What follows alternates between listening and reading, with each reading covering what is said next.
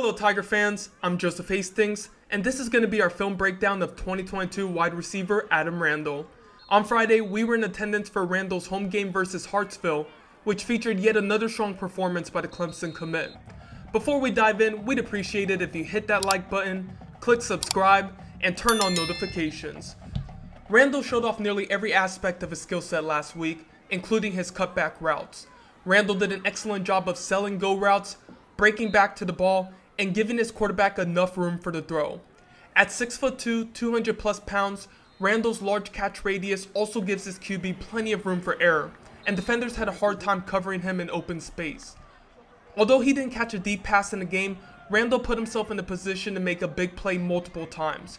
Randall was able to get behind the back end of the defense more than once, using his long strides and unmatched speed, but the pass ended up going elsewhere on most of those occasions. The two of them should have connected on this play, however, as Randall does a good job of selling the fake to the sideline, runs past the defender, and drops a perfectly placed ball by his QB.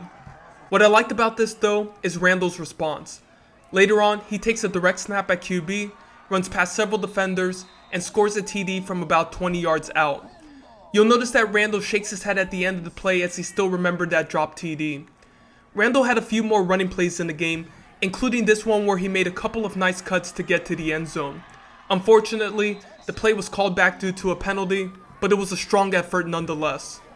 I'll also throw in some blocking plays that Randall had during the game.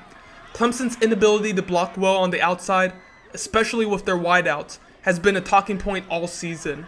Randall did a good job at times, but we were expecting him to be just a little bit more aggressive. He didn't approach blocking with a ton of intensity and aggressiveness, which will be corrected by Tyler Grisham and company at the next level. Overall, we were impressed with Randall's performance on Friday.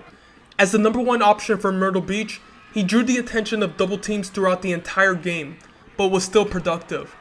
He routinely got open on the night, chopped his feet well at the top of his routes, and was dynamic in the run game as well.